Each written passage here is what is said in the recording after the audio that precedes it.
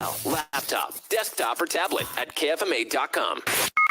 You want it? You got it. Reality radio done right. No nonsense, real and raw, just like you like it. He's corrupt, he's inexperienced, and he lies. Broadcasting from a broom closet in the Arizona Lotus Studios, it's Beef Vegan Presents.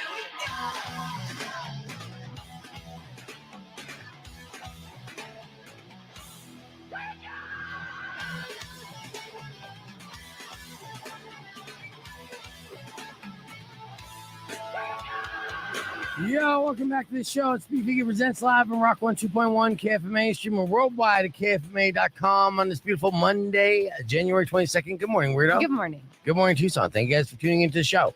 We got a lot of stuff to hit this week. A lot of big guests coming through the broadcast. Stoked about this week. Lots of listener bait as well. We'll get to that. Hopefully you had a good weekend. If you're an NFL fan, you had a great weekend because this probably was the best weekend of the season for NFL fans because of all the divisional playoff games that was happening.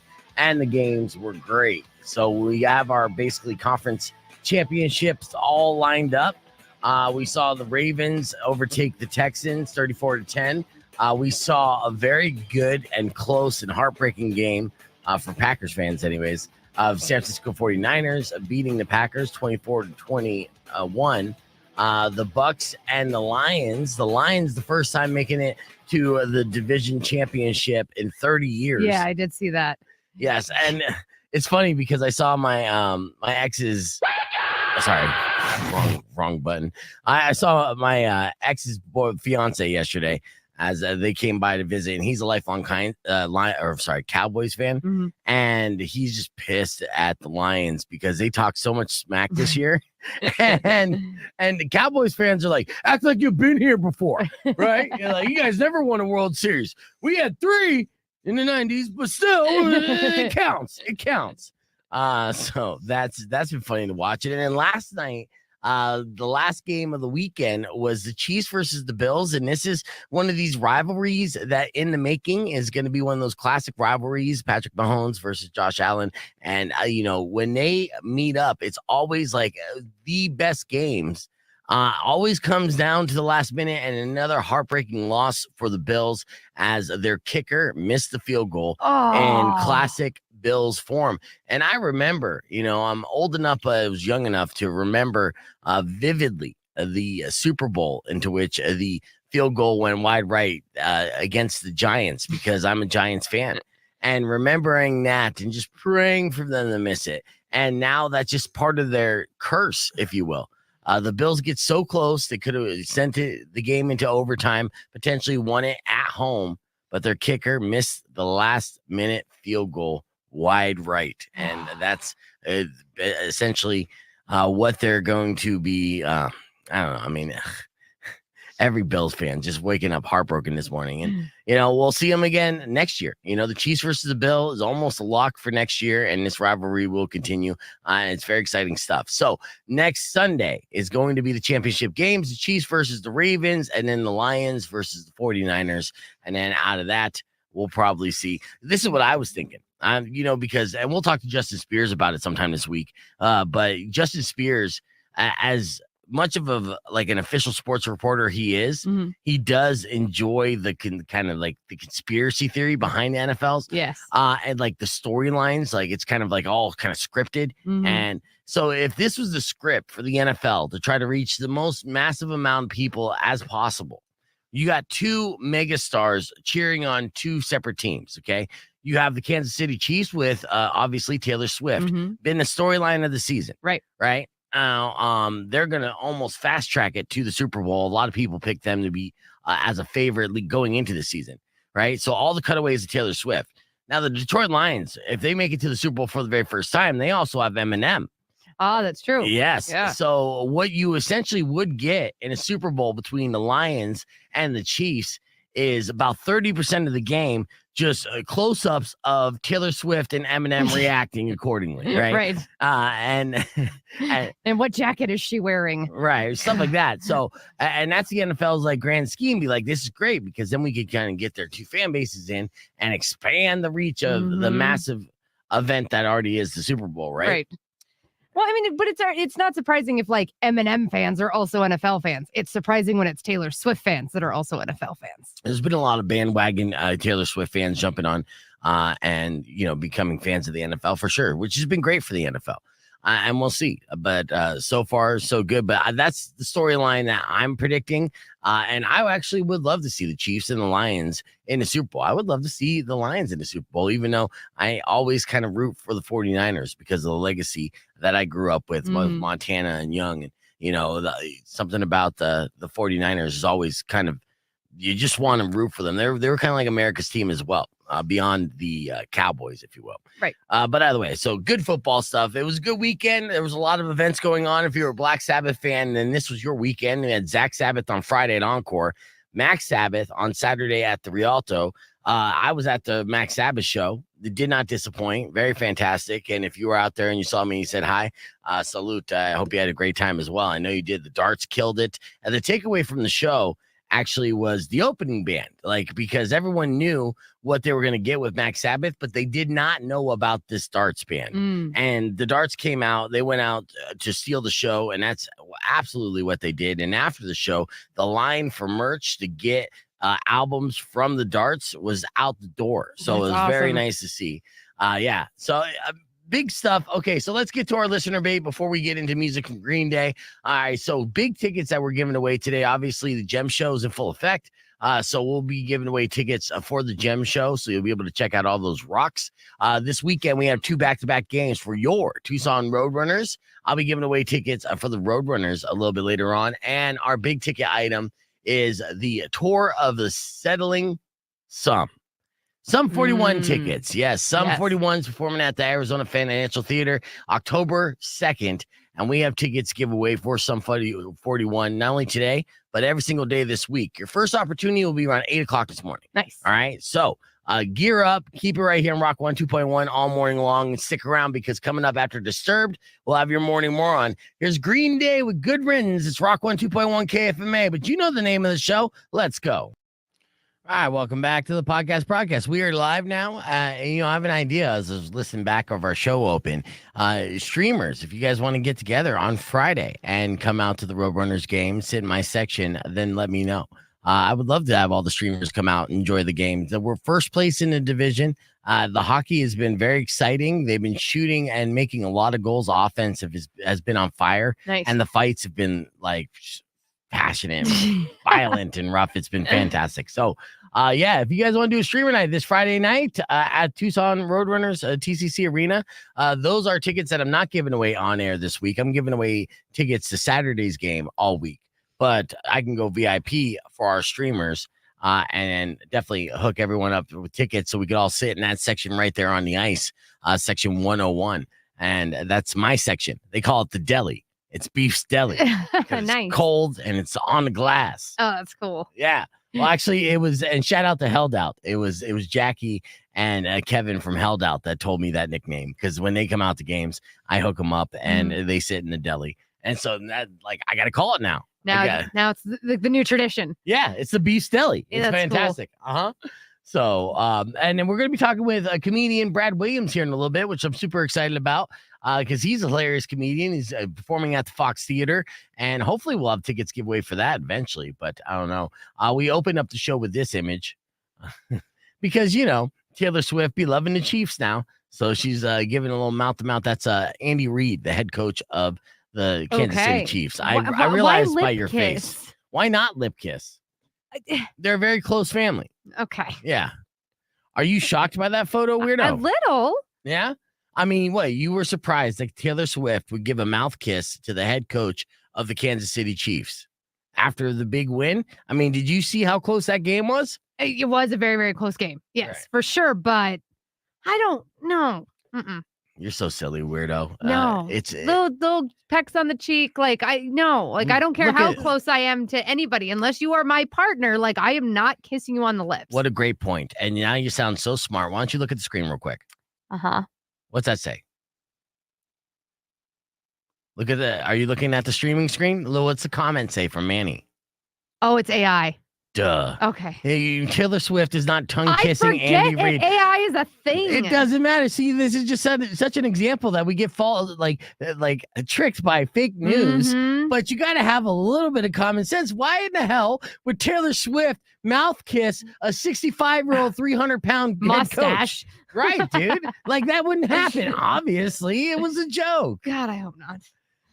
Well, you hope it wasn't a joke? Well, now I can't unsee it. Well, yes, but I mean, it's like, come on, weirdo. You got to at least see an image that's so absurd. And then, like, your instinct needs to be like, that's not real. And then investigate to see if you're right, as opposed to just automatically believing Taylor Swift mouth kissing a coach in front of her boyfriend.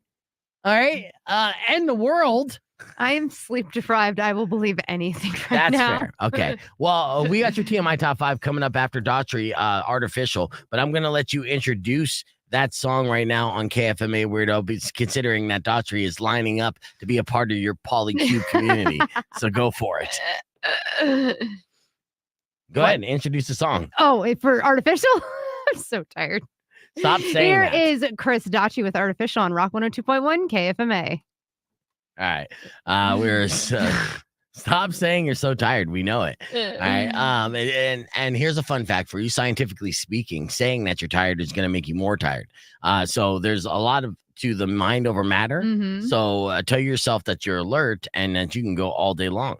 And maybe that will help a little bit. Okay. All right. And I'll stop trying to speak so low and baritone and sexy this morning, and hopefully that will alert you as well, because we got to get ready for our guest. Hell yeah. We got a big guest, and I also sent an invite to Rico, and just in case he's still around and not passed out. I noticed he was posting stuff about 40 minutes ago. So of course he is still in Cambodia, looking like he's eating delicious food, having the time of his life, and again, we're vicariously living through him and his adventure. So Yeah, I showed my sons the video of him eating the scorpion. And they're like, why? And I was like, it's like a little street snack over there. They're like, can we eat scorpions here? I was like, no, you may not. Yeah. Do not just pick one up, please. First off, you can. You can. Don't pick them up. Those aren't empire scorpions that are here in the desert, but you can eat scorpions. There are places that would definitely serve empire scorpions. Let's see. And they didn't look that good, to be honest with you. Let's pull up Rico's. This is Brad Williams' Instagram page, obviously. I'm going to get Rico's pulled up here just so he showed a video of him actually eating the scorpion, which was interesting, fascinating in a way, but didn't look that great because, I mean, it's like, it's not breaded, didn't have any sauce. It's just literally an exoskeleton. An exoskeleton. And there's not a whole lot of meat to them at all. Well, he found that out. Yeah. And we didn't even know that either. But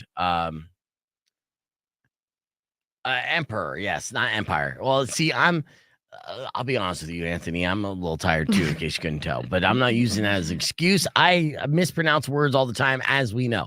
All right, so here's the video from Rico. I want to see this again, actually.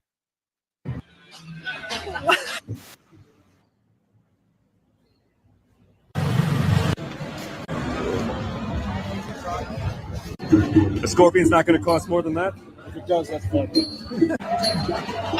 Yeah, just one. Thank you. That's Josh filming me, filming him. My first meal in Cambodia happens to be a scorpion. This is my first meal. All right, here goes nothing. And you lost. You meant to suck on it, I'm not sure. Oh, really? You dropped it. Tastes like chicken. Is it real? Yeah. It has no flesh. Uh-oh. Oh. I wouldn't say I'd do it again. Muy bueno? Okay. Oh!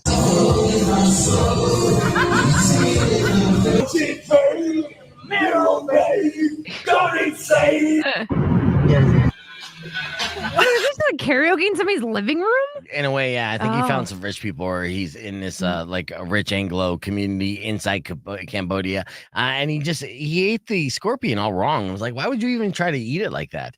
Here, we're back on the air. Rock on 2.1 KFMA. That was a part of Weirdo's Polycube.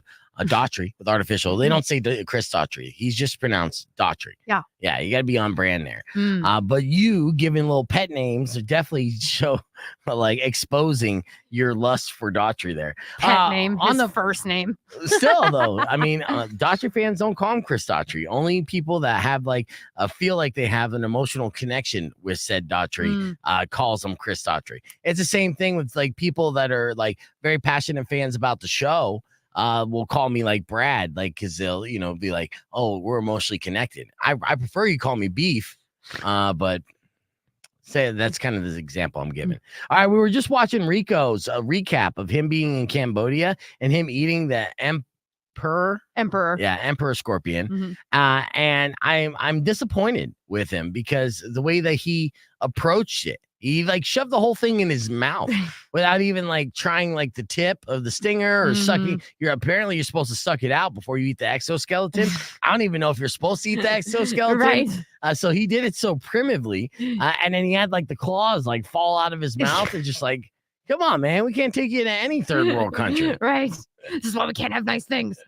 Yeah, but following Rico on Instagram right now is wildly fascinating because he is documenting his vacation over there in Cambodia, and I think he's on his way to Vietnam, which seems to be a fantastic place as well. So I'm not even low-key jealous. I'm extremely jealous. Yes. Meanwhile, I'm getting emails from Rocky Point being like, come on back, buddy. And I'm like, I can't even afford you, Rocky Point. Right. Oh, so sorry. I want you so bad. I just can't get you.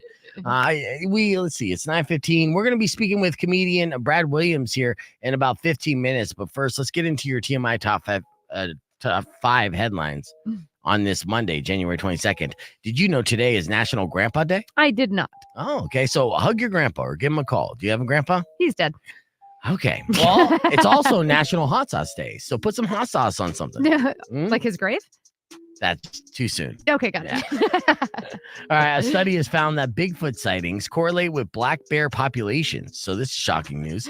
So a lot of times that people see a Bigfoot, they might potentially see a black bear because the more black bears, the more people see or claim to see Bigfoot. And then Beyond the Moonshine. Yeah, and Beyond the Moonshine. Beyond the Moonshine. A contractor working on a remodeling job in Washington State was removing a bathtub from a home when he found a grenade inside the wall. Ooh, like a live grenade. A live grenade. Yes. Inside the wall. Yeah, so I mean, people obviously store things in their walls. Like, I don't get it. Like the alcoholic with like the thousands of empty bottles. Yes. So well, in that situation, it made sense because this was an alcoholic trying to hide his habit from his partner. Okay, but you don't necessarily hide grenades normally, but in Washington that was the case. Luckily nobody was injured. They were able to safely remove the grenade and detonate it, and there's no other further information as to why the grenade was in the wall in the first place. All right, there's a class action suit against Duncan. Earlier we talked about this civil lawsuit from a man trying to get $100 million from a Walmart or unlimited shopping for the rest of his life. This class action suit against Duncan is arguing it's discrimination to charge people who can't have dairy more for non-dairy alternatives like almond and oat milk. And Starbucks is facing a similar lawsuit. And I think this is interesting too, because when you look at the prices of like almond milk and oat milk, correct, they're very similar to regular milk. Yes, except for when you go to these different coffee places or food places. Yeah. They upcharge for the non-dairy milk, and it's the same price at the store. Yes. So they actually have like a strong argument. They do. And it does kind of make me mad that they've been upcharging this whole time. They just look at it as an opportunity to call. Maybe it's a bougie tax or a bougie tax or a douchey tax or whatever their preference is, which is obviously dairy. And they're like, oh, you want yourself some almond milk? Well, then, I don't want to poop myself. Yes, I want almond milk. Right. So then they just charge them an extra like 50 cents or $1. Right. But it adds up. Yeah. All right. So yeah, hopefully they'll win that lawsuit and we could get the same amount of upcharge for any kind of dairy, which should be no charge. Exactly. All right. And then more than 500,000 beds sold at retailers like Walmart and Wayfair are under recall because they can break, sag, or collapse during sex, but only if you do it right. Clear. All right. Nice. Yeah, I was like, let's end it on that. Yeah. There's karaoke in the middle of the jungle. Yeah, rich Anglos is what I'm saying. Because when you see Rico's videos, that's what they are. They're just all just rich white people in Cambodia doing rich white people things. Yeah. Yeah, touristy stuff. Well, not even that rich. You can go over there and live really well for only like $2,000 a month. Well, that's what Rico's doing right now. And yes, maybe his associates aren't really rich, but I have a feeling they do have some kind of financial backing, and they live in some kind of comfort. I know that his friend Josh, who's an author, also spent a lot of time in Tulum, and Rico went to go visit him in Tulum, and he got to do that as well. So, I mean, that's a good friend to have. This guy's well traveled. In this clip, which was fascinating, is they're showing like a temple in Cambodia, and see right there, he's pointing out that they have this dinosaur. But then he asks, how did he know about this brontosaurus back in the time that they had this? And this is Slobby Robbie was in on Friday, right? Mm-hmm. And he introduced me to a YouTube page called the Wi-Fi Files. Yes. I watched like 7 hours of that Did over you? the weekend. Yes. Okay, I haven't had a chance to check it out yet because I love that fascinating history stuff. Yeah, so I mean, in a way, it's a conspiracy channel, Okay. conspiracy theory channel, where they kind of like do deep dives on conspiracy theories and other things, and then they aim to either debunk it or source their references, saying this is the information that we got from here, here, and here. Mhm.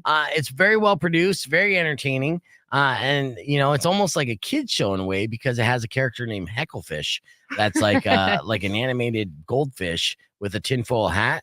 But they talk about a lot of different things on the channel. Reoccurring theme on the channel is that we've had six advanced civilizations up to this point, in theory, Mhm. that human beings have advanced to the point where they've had technology and the information that we have today. And then, of course, more so over the period of long periods of time. And then there's a mass extinction event, Right. and then we start all over again, right? It's very Mhm. cyclical.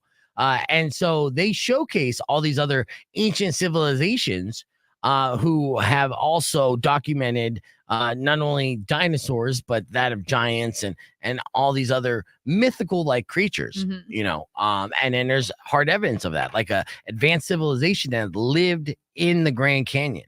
I mean, it is wildly fascinating, and it's hard to kind of like disprove or not believe some of these theories based off the information given. That's always been a theory of mine that like humans will get so to a certain point of like technology or advancement, and then again something cataclysmic happens, and then there's no evidence of it, and we have to start over. Like Yeah. I do read a lot of sci-fi and fantasy, and that's actually a very, very big recurring theme in a lot of the fantasy books of like you have something tragic that happens and it deletes everything and they got to start over. And that's why that's always been one of my theories. I'm like, somebody's trying to tell us that humans are already done this several times. Yeah.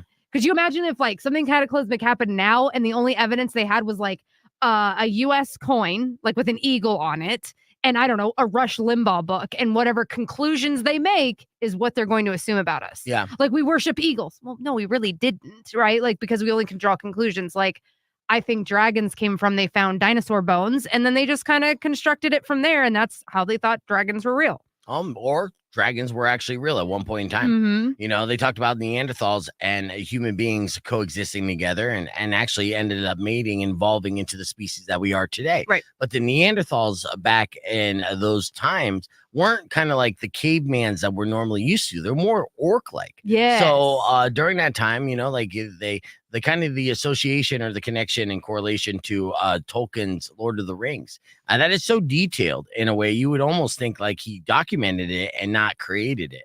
And there are a lot of like correlations and similarities between that as well. Now, as far as technology is concerned, getting to a point where nature hits that reset, the terrifying aspect of it is we might be at that point as with the added the invitation or the invention of AI and the rapid advancement of artificial intelligence, getting to that point is like, oh, it's a scary point in the world of technology where like, oh, we might be at that tipping point as a species where we do that nature research reset. And then to back that theory up, every single major religion has the several things in common. One of the things in common is they all document a great flood. a great flood as far as being a reset for humanity. And so, like, this is all stuff on the Y files. I'm not going to sit there and regurgitate it because I wouldn't do it any justice, but it is fascinating. Like, I would call it brain candy, but at the end of the day, is it making me smarter or dumber? Only time will tell. But it is entertaining nonetheless. And it looks like it's rapidly growing. The channel's been around for about 2 years, has about 3 million subscribers. And it's just very well produced. It really The Wild Files, like how would you spell Wild? No, Y files. Why? See, this is my Got it. It's my problem with the way that I pronounce things or mispronounce No, things. that's how I thought. I thought that's what Slavian said the other day. No, Y files. Yeah. Why? And it's WY or WHY, as in, why is this happening? Why are we flooding? But I mean, if you look at the recent episode, which is the Neanderthals and Homo sapien episode, that was great. But then if you scroll down and you look at the ancient civilization in the Grand Canyon and the cover up from the Smithsonian has apparently over history continued to cover up major archaeological. God damn it! Archaeological. Thank you. You're welcome. You need to you need to guess what kind of words I'm going to say before I say them and just fill in the blanks for me. Like as far as those finds, they've been covering up these massive historical finds to protect essentially the official narrative of the human species. Right. And that's not necessarily great for growth and evolution. And why are they doing it? So obviously there's tons of questions, more questions than answers. And for whatever reason, unluckily enough, like channels like this can exist on YouTube for the time being until maybe they do a deep dive where it gets a little too close to the surface. Or AI officially takes over and be like, oh, we got to shut that down. I don't know about that argument, to be honest with you. All right, but Professor Shear has seen it. He said it's wildly entertaining, and he likes the fish. The fish is hecklefish. Here, you know what? Instead of just talking about it, I'm just going to show you the page real quick because I did subscribe to it. I just did as well. Yeah. So I can remember it later on. Yeah, no, I mean, honestly, if you need to kill some time Mm-hmm. or whatever the case may be, this. Right. And the videos aren't very long. Well, Right? no. Yeah, some 22 minutes, but there's a lot that are like 10 to 12 minutes. Well, they started off with short form videos, but it seems like as the shows continue to progress and evolve, they're turning into like hour-long episodes. Wow. So he does a podcast as well, but there's the hecklefish in question that they do. And then, and no, you can get a plushie. so you got topics like Baltic Sea anomaly, Atlantis, and underwater alien bases. And again, this is all just kind of fun conspiracy theory stuff, talking about the moon landing, underground alien bases, near-death experiences like life after death, Mm-hmm. and also psychic ability and things that are also publicly documented as far as government programs. You document it after it's been classified for years and saying, okay, this was the theory and this was the rumblings going into this, which the government denied for many years until they recently just said, okay, you're right on that. And then it's a nothing burger and move forward. Be like, okay, well, why did you deny it after all these years? So anyways, the hecklefish, the conspiracy theories, the Y channel or the Y channel, it's all fun. The Y files is all fun. So that's the latest thing I've been a fan of. And it did absorb a majority of my weekend. Right. If you weren't at Max Sabbath, you were on this YouTube channel. I mean, I stayed busy. I did the, on Tucson Foodie, did a streaming announcement talking about how they were combining the Foodie Insider with the Foodie VIP kind of program. So everybody can get a ton of great discounts and coupons for all these different restaurants. And I encourage you guys to go to Tucson Foodie and sign up for it because the value of that is really good. And it also kind of points you in directions of where you should eat and drink. Matt, which is really cool. Yeah. So I did that. And hold on, I'm getting a call. This is Brad. Hey, this is Brad Williams calling. Hey, Brad, what's good? Did the link not work for you? So stupid question. I've got a ton of interviews that I'm doing, and I just saw this right now. Do we have an interview today? We do. Technically, Okay. Do you have time this morning? Yes. So So the interview's in a few minutes. Yeah, I mean, as soon as you can do it. And then how long do we have? Like, when's your next interview lined up? We're fine in terms of that time. All right. And is it a phone or is it a? It's a video. It's a video. Yeah, it's a video. And then we're gonna be both live on the air and then live streaming as well. And we kind of go back and forth from on air to just the stream. So it's kind of just like a fluid little 25 minutes, something like that.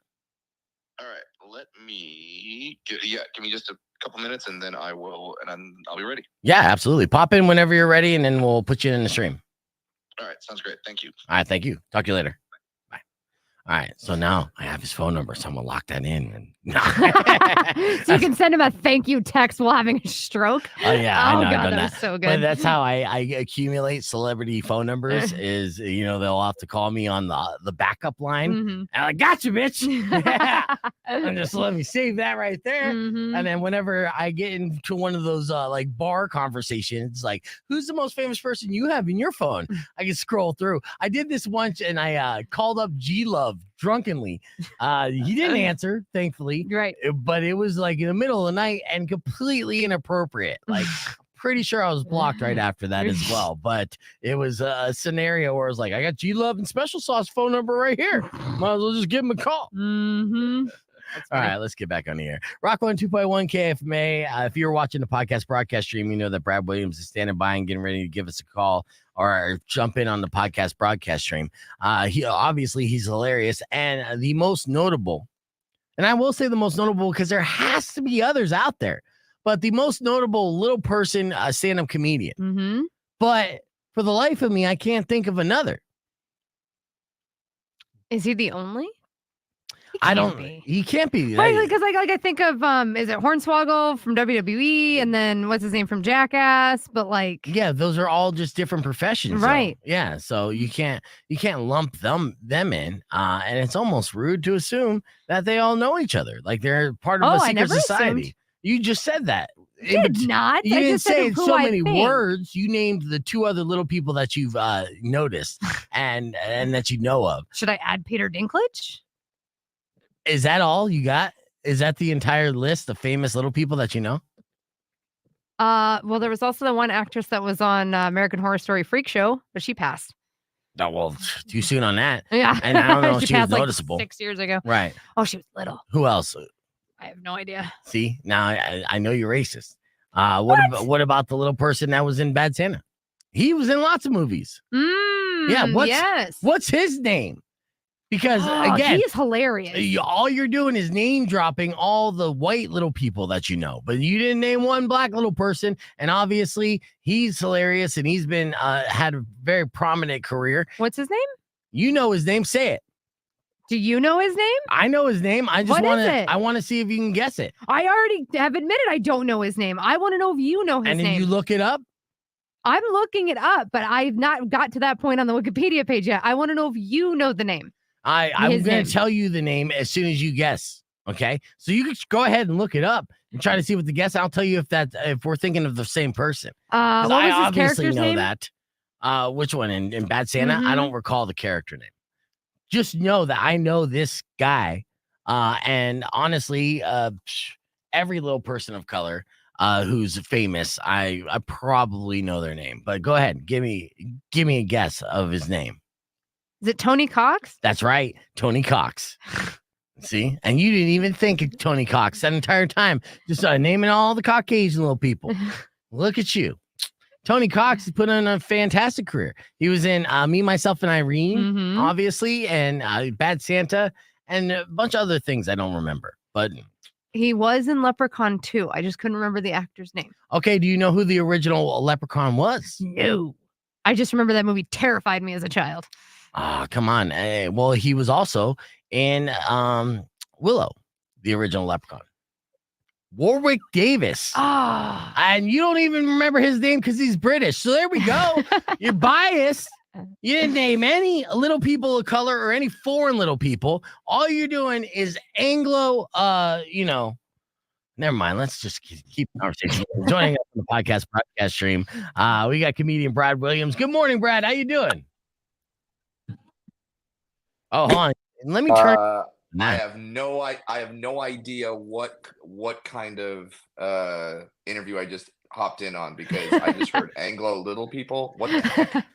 Sorry, I was yelling at Weirdo and stuff because she tried to name drop. She could only name, as far as famous little people, only Anglo Americans. She missed out on, and I know this is a very obscure and probably abrasive way to start an interview, and I apologize, but she didn't name Tony Cox, who's a hilarious actor from Yep. Bad Santa, and Yeah.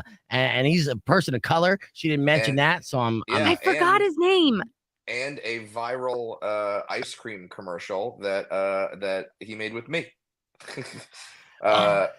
Where and some of your listeners have seen this, and maybe you guys have seen this, but there was a commercial that's a shot-for-shot remake of the "What's in the Box" scene from Seven, and Yes. and he is in it playing the Morgan Freeman part, and I, based on, of course, my looks, and playing the Brad Pitt part, and Brad.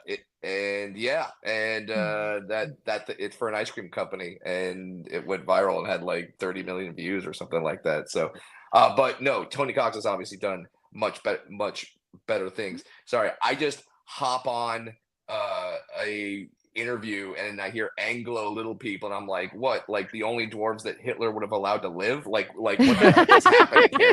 Like what conversation am I jumping in on? So I'm glad it's that, and Yes. and not what I first thought it was. Yes, absolutely. Now I notice we're in your man cave right now, and I've actually been seeing the videos of you kind of going viral at like Broncos games. Yeah. Celebrating and like amping up the crowd. But aren't you originally born and raised in like Orange County in California?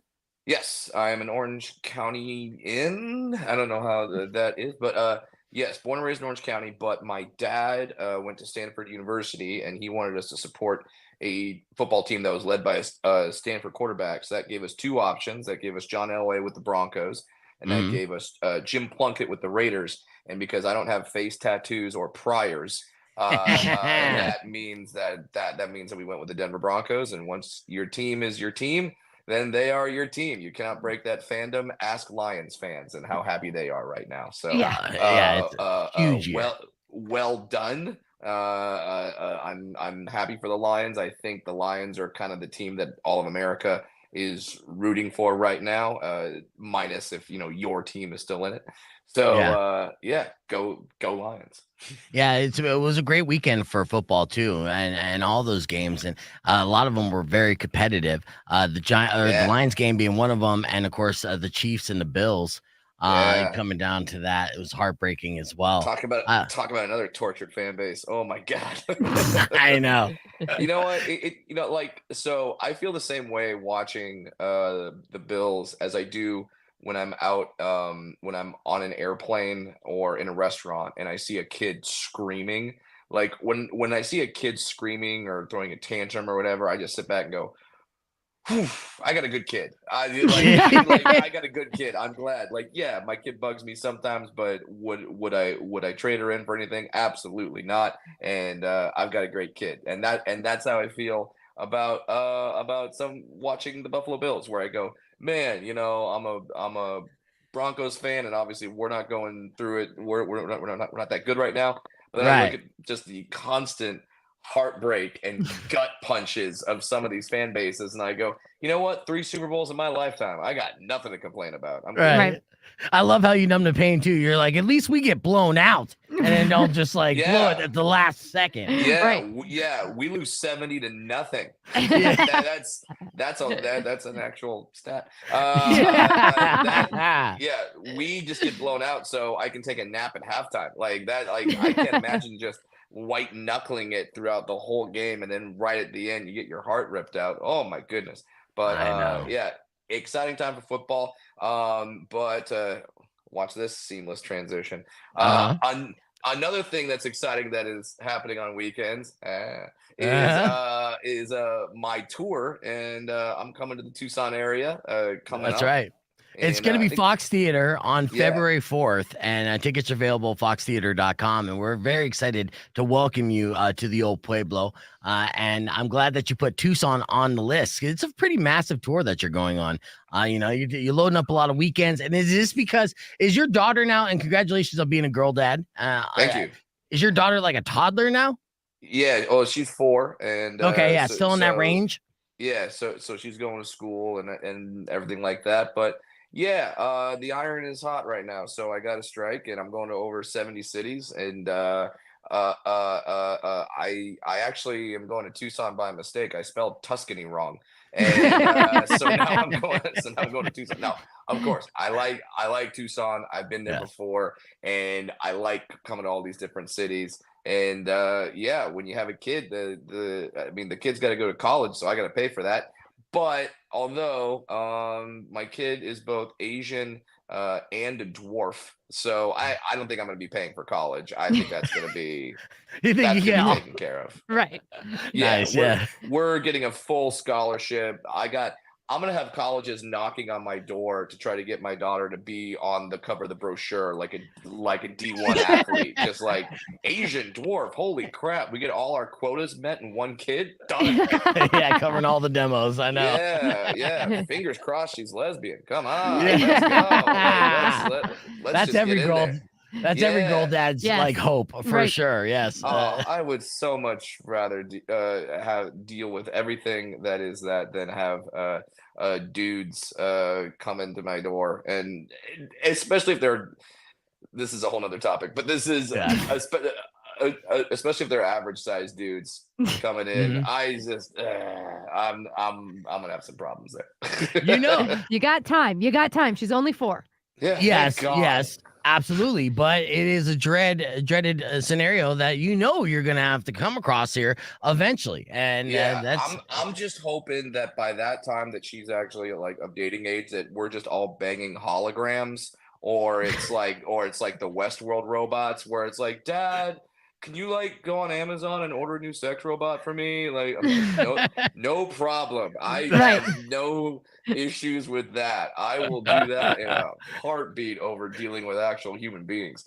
So I am all good about that. But yeah, doing a few dates in Arizona, doing Tucson, doing Phoenix.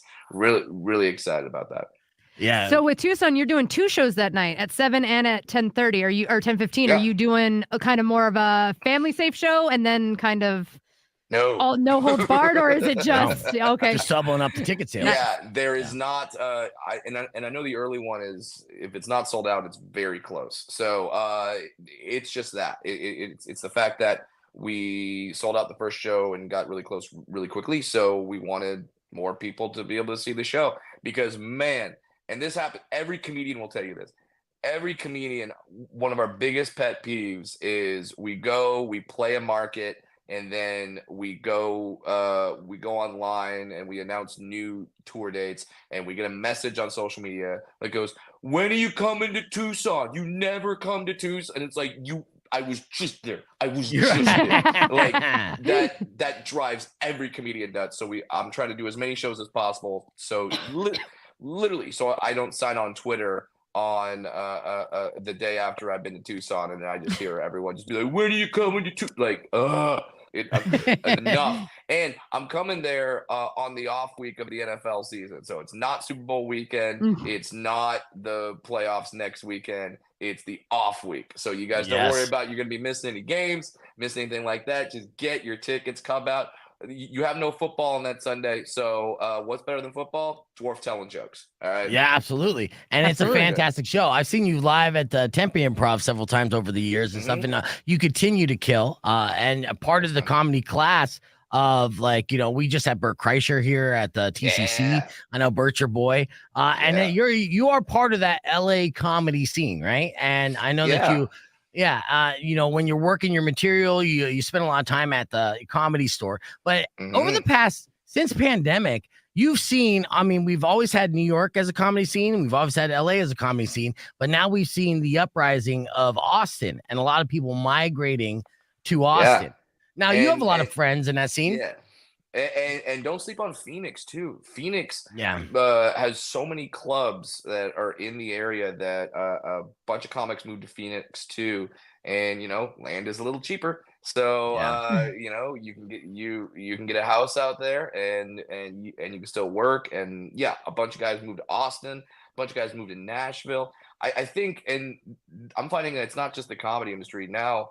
Pretty much every industry during the pandemic, everyone just sat down and realized, do I really want to live here, wherever Mhm. here was? For me, LA still works for me. I still like LA. And but for some people, yeah, they went up and they moved, and it's great. I think it's great that now all these people living all over the country can have little comedy hubs in whatever cities they're in. And I think it's wonderful. We're absolutely going through a comedy boom right now, Yeah. due to podcasts, TikTok. Everyone's being exposed to stuff. Also, not a lot of comedy movies and TV shows out there, and I think people are still obviously craving comedy. Although I have been watching the new Ted that is on Peacock. Yes. Well done. This show. You loving that show? If you need a comedy fix and you're like, no, like everything is, because I think that's one of the reasons why a lot of people are going to stand-up comedy right now, is that everything on TV and in movies is so safe. No one wants to offend anyone. No one wants to get rubbed the wrong way. Not Ted. Ted's going for it. So Yeah. I would highly recommend that, and then highly coming out watching some stand-up comedy, especially when I come to Tucson. And that's why the other reason why I love adding these late shows is because the first show I'm getting into rhythm. Late show, it's like, I'm in the pocket. I know, like this is in. I'm locked in. I've got the bits out, and now. And like the late show, I always have more fun. I always have more fun in the late show. It's looser. I don't have a time constraint from the early show, because like for the early show, I'm having fun, but I'm also looking at the clock. Like, if I don't get off by a certain time, that late show is not going to start till 11:30, and there are going to be some angry people.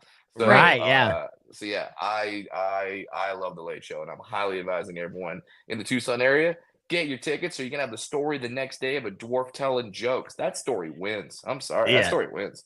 Always. It's almost a bucket list thing, but really, when it comes down to it, just a solid stand-up comedy show, you definitely deliver. You recently have a special called Starfish, which is on Veeps. And then so this is basically a reset and a rebuild for the next comedy special on this tour, I would assume, right? Yeah, so the new special on Veeps, if you don't know what Veeps is, it's totally fine. It's like this new kind of concert-based app. You can go. There's concerts by like Alicia Keys, Imagine Dragons, and then they got into comedy specials. Nice. So they got me, they got David Cross, they got Catherine Ryan, they got a bunch of great comics, and you don't have to subscribe. You can kind of pick and choose what you want.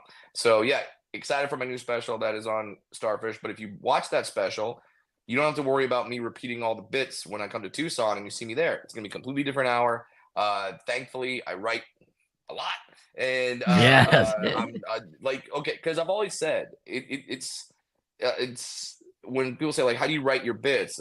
I go, it's really easy. Step 1, be a dwarf. Step 2, wait. And then just the funny stuff's going to happen. Like right now, literally, it's one of the rare times in Southern California where I live where it's raining. And when I'm going to be walking my daughter to school in a few minutes, it's just I'm just walking her to school, and she's a dwarf child, so we're just walking around these puddles. Like, one of these puddles could be the end of us. Like let's be honest.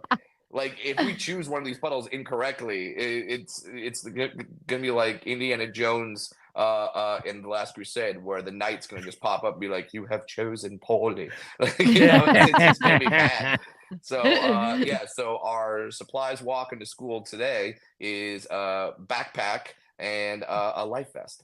And flotation device. So we're speaking with comedian Brad Williams here on the podcast broadcast. He has a show on February 4th, which is right around the corner. The second show tickets are available at Fox Theater. Beautiful historic theater. Excellent place to catch a comedy show. And he has, we're talking about his latest comedy special, Starfish, that's on Veeps, which is a new platform for live concerts and comedy shows. Which is all exciting stuff to be a part of. I recently saw that you've dipped your toes in the world of battle roasting.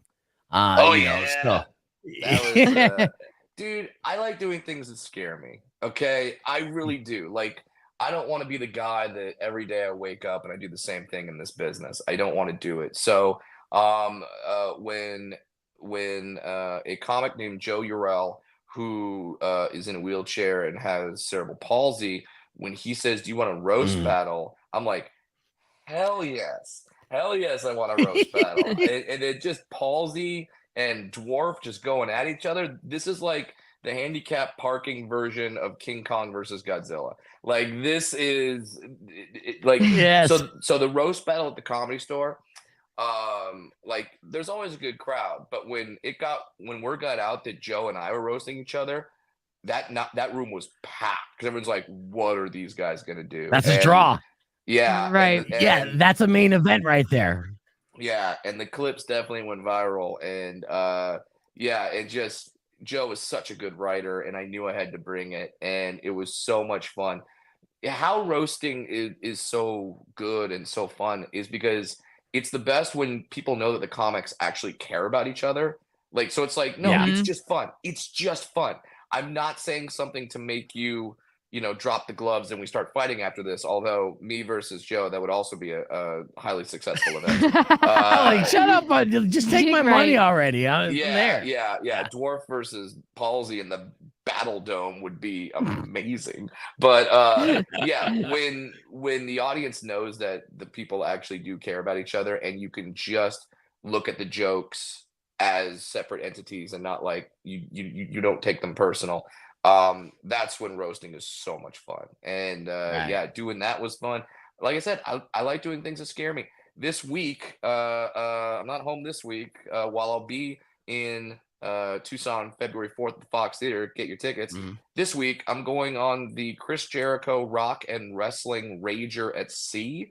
It's a wrestling cruise. This is There's not the first time you've done this, right? no, this is my 5th time. It's Nice. wrestling on a boat. It's heavy metal on a boat. It's comedy, but not like cruise ship comedy, like because usually when you go see a comic on a cruise ship, the early show has to be squeaky clean, and then even the Right. late show, they're like, you can dirty it up, but they still are like, but don't too much, like not too much. Right. Now on the Chris Jericho Rock and Wrestling Ranger and See, these are wrestling fans. Like, if you're Yeah. not bleeding, they don't think it's a good show. So Right. it's like, and I get to do comedy while I'm standing in a wrestling ring. Come on, man. Yeah. This is the stuff that dreams are made of. And so every year on the boat, you talk about roasting. Every Uh-huh. year on the boat, one thing I like to do is roast the wrestlers. And Nice. if you think I'm afraid of a normal audience in Phoenix or Tucson, I am terrified of roasting wrestlers because these are not comedians, and these are not Right. people that are used to people being made fun of, and especially guys my size at 4'4". When the War Dog Wardlow here's me do a joke about him putting syringes in his butt. He's not exactly like, hey, good joke. He's like, well, Yeah. he could throw me off the boat very easily. Yeah. I would have nothing. I would have no objection. I would have no way of stopping it. Like it's really that's that razor thin fine line, and it does scare me, and that's one of the reasons why I love doing it. Yeah, and well, it seems like a party as well. I've always wanted to check out one of Jericho's cruises. I know that you had kind of like a almost a storyline beef with Hornswoggle on one of these cruises, right? So did you get? Yeah. Have you had a wrestling match with Hornswoggle? So I didn't do a wrestling match, but man, that was so much fun. It was so much fun because when people see two dwarves together, instinctively, I think they want us to fight. Like it's something like they just want to see it happen. They want us to turn into Highlanders. Like there can be only one. Right. Like they want that. And Hornswoggle and I knew that, so we were both on the boat. And at one point, we passed each other. We just walking, and it was like by the pool. And this is on like my social media if you go back about a year. But we pass each other, and we just started staring at each other, and we're just like, and everyone around us started going, oh, like oh, it's gonna happen, it's gonna happen. And then out of nowhere, Swoggle just boom, just slaps the taste out of my mouth. Like, Oh, hit me. And people are like, wrestling's fake. They pull those punches. He didn't pull that punch. Not for one darn second. My ears were ringing. So then later in the cruise, Hornswoggle was in the ring during a match, and he was helping his guy out. He was helping his guy cheat, because that's what he does. He cheats. He's a horrible human being. And Yep. then Yes. and then I ran into the ring, and to stop him from cheating, I gave him a Stone Cold Stunner. And Yes. that boat, when you saw a dwarf give another dwarf a stunner, just exploded. And much like Hornswoggle did, he exploded from the Stone Cold Stunner. He actually lost all of his gold, very similar to when like Sonic hits a bad guy and just the rings explode everywhere. Yeah, that's what happened when I gave Swoggle the stunner, and the place went nuts. And dude, I've gotten some good ovations in my life. I've gotten some good applauses and some good laughs.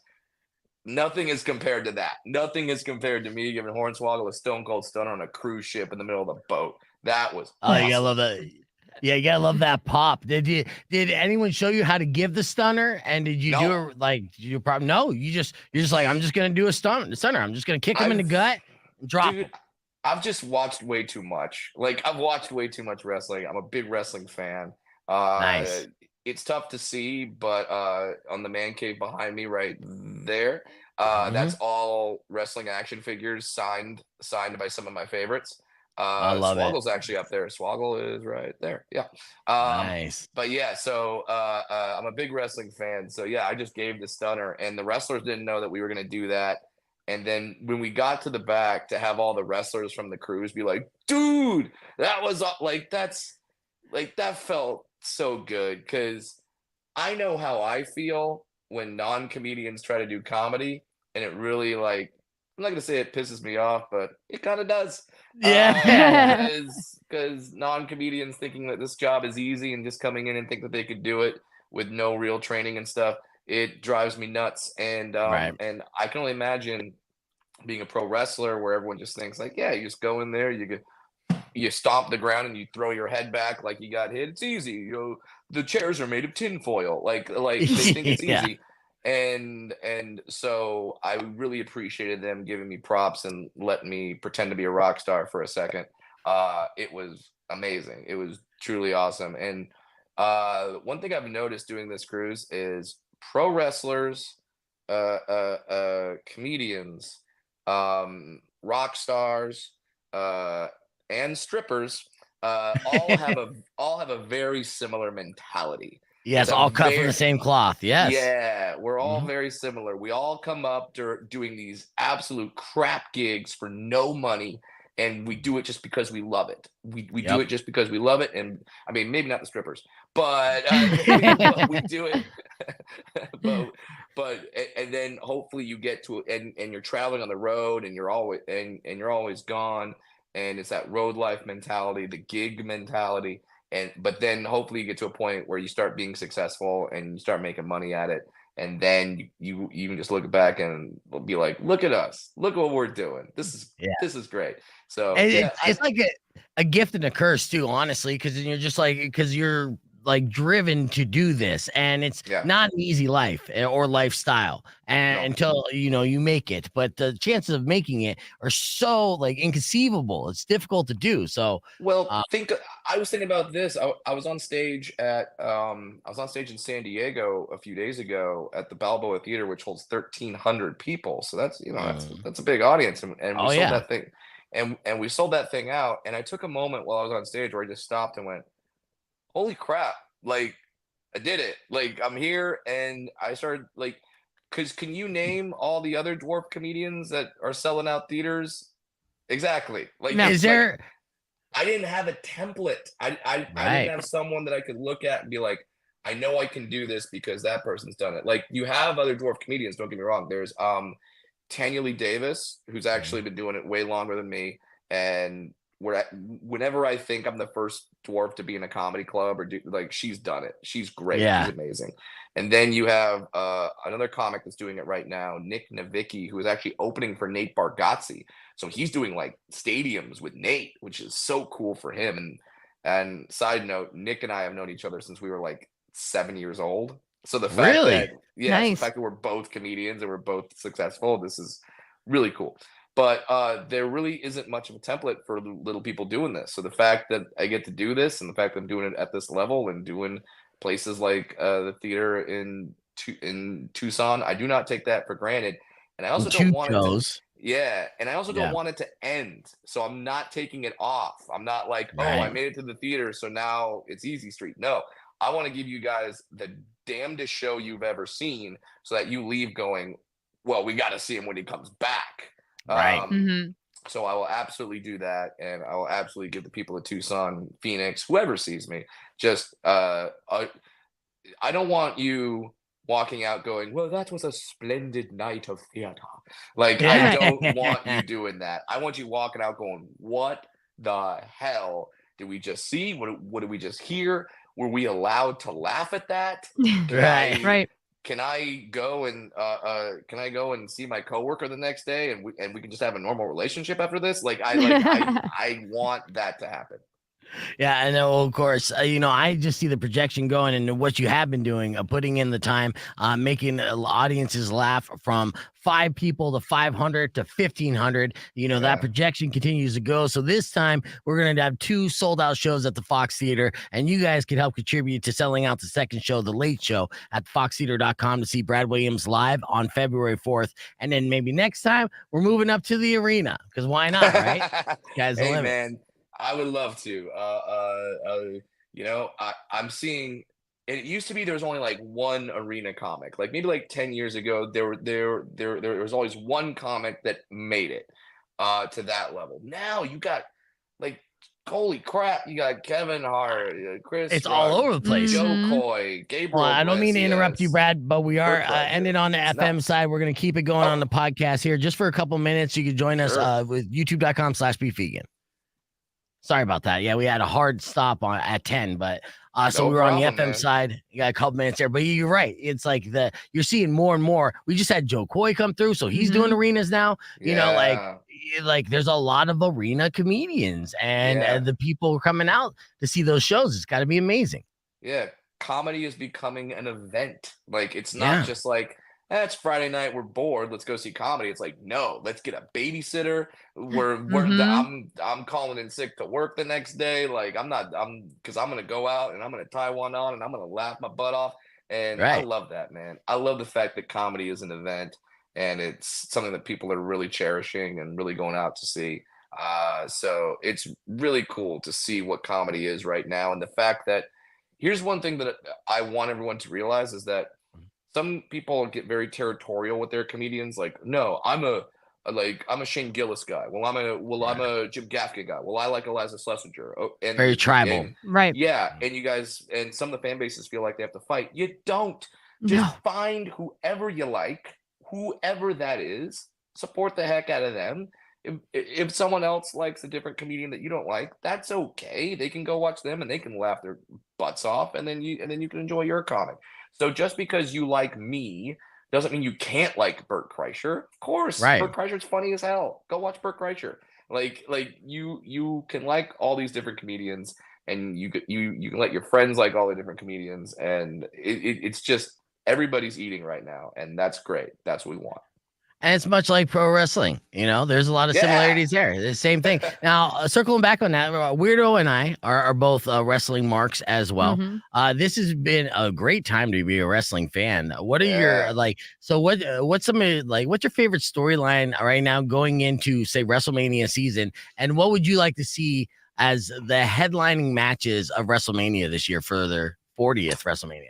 I mean, as someone who was in the audience for WrestleMania when Roman Reigns beat Cody Rhodes, unfortunately, I would love to see them run that back. But now I feel like The Rock just put his toe in the water where we're like, oh, wait, can you get like the ultimate bloodline match where it's The Rock versus Roman? Would that be a good match? Because story wise, it's an amazing match. But like The Rock's like 50 something, and I don't know if he's in the kind of wrestling shape that he could put on a good match. I don't know, but I don't want to doubt him. He's the freaking Rock. So Yeah. Right. he does everything to the fullest. I love that stuff. I'm also a big fan of AEW. I love that the Young Bucks just came back. Looking forward to seeing what that does. So yeah, it's a golden time. And talk about being territorial. There's some fans that are like just fans of WWE or just fans of AEW or just fans of NXT. It's like, it's wrestling. It's supposed to be fun. It's all Right. there Yeah. for your entertainment. Watch the Bloodline. CM Punk came back. Like, Right. there's so many amazing things going on in both federations that you can just enjoy. Like, Sting is having his last run and still having good matches, which is insane. Yeah. Doing So- crazy bumps. Yeah. Where you're like, Crazy what are you bumps. He's still- doing? Yeah. He's still jumping into tables. He's 62. He's Right. 62. Right. I know what my dad was doing at 62. It wasn't that. No. Yeah. No. That's for darn sure. So it's just all exciting. Wrestling is supposed to be fun. Comedy is supposed to be fun. Music is fun. Like as much of it as you want. Like, you could be like, hey, if I could see 2 concerts right now, it might be Rammstein and Taylor Swift. Like, those Yeah. might Right. be the 2 concerts I would go see just because they're events. And it's like, wow, what's this thing? It's like, yeah, you can go see that. You don't just have to like one group or just one genre. Enjoy it all. It's all there for your entertainment. It's all there so people can enjoy it, so they can have fun. Find whatever it is that speaks to you in entertainment, and then enjoy the heck out of it. Yeah, I love it.